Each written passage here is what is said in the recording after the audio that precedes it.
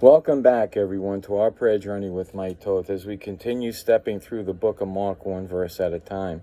Today we're going to cover again chapter 11, and I'm going to start in verse 11 again and go to 19. And there's a reason for that. You know, we kind of forget often that Jesus Christ is God in the flesh. And we forget the emotions, the pain, the suffering. You know, a very powerful verse in the Bible is just the fact that Jesus wept.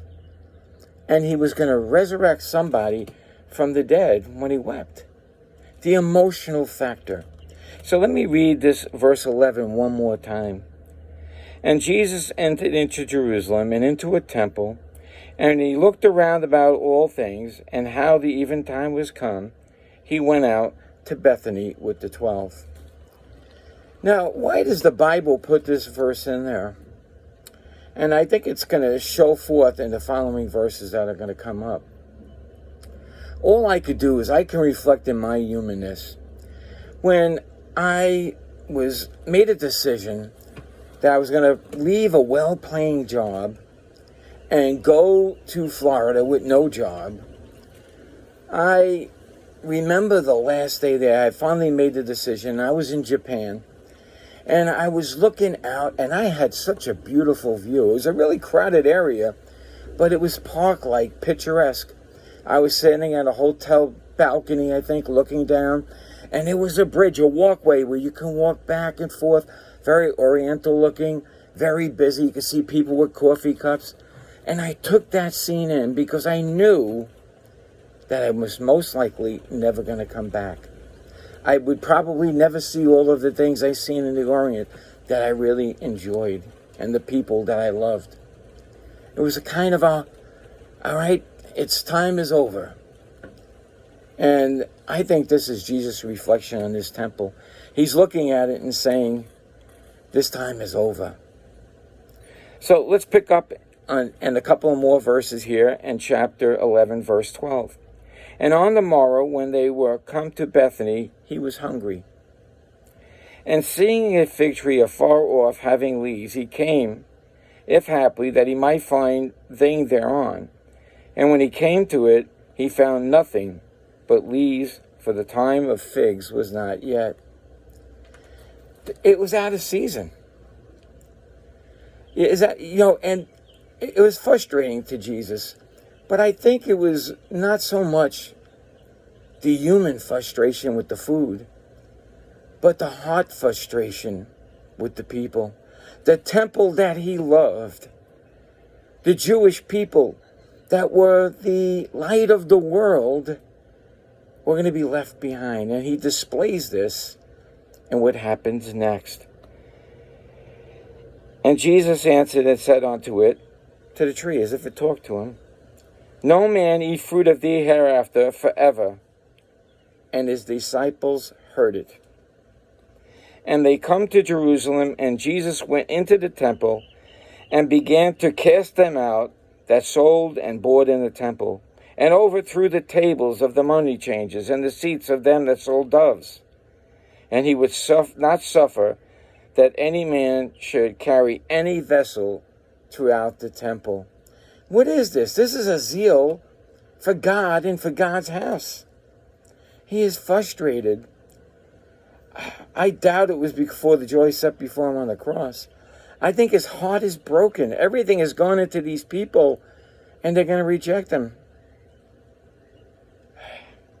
It's got to be heartbreaking, heart-wrenching. And then he taught them, saying, is it not written, my house shall be called of all nations a house of prayer, but you have made it a den of thieves. You see, there's significance to this fig tree that he cursed. The fig tree often represents Israel. And it wasn't season for giving figs.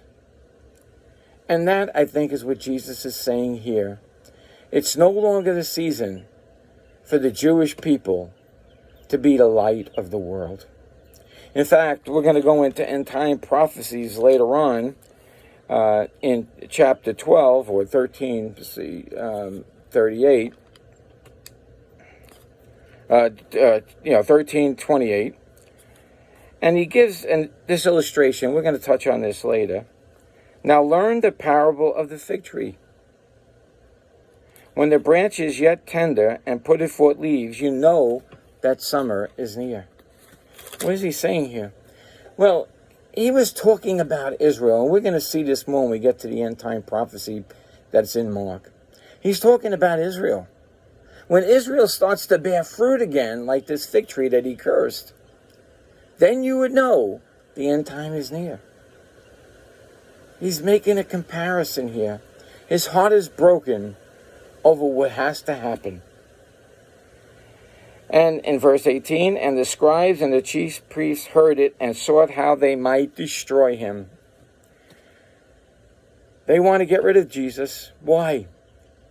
Because he came into the temple and pointed out their error. How they have wasted, how they were the light of the world, the salt of the earth, and they lost it all. So they might destroy him, for he feared him, because all the people were astonished at his doctrine. What was Jesus doing? Jesus was pointing out people's sin and putting them in their place. And when the even was come, he went out of the city. You know, sometimes we got to remember that Jesus came in the flesh. He felt like you felt. He had pain. But he had such a perfect work with God, the Father, and he was God in the flesh, that he can overcome this world, which we cannot. He abided in the Father, and the Father abided in him. And what is his prayer in John, I think 17 it was? He doesn't pray for the world. He prays for his people, for his church, that we would abide in God and in each other, and he would abide in us, that we would be one. I hope this has been a blessing to you. I pray that if you don't know the Lord Jesus Christ, that you would ask him into your heart. Until next time, may Jesus increase as we decrease.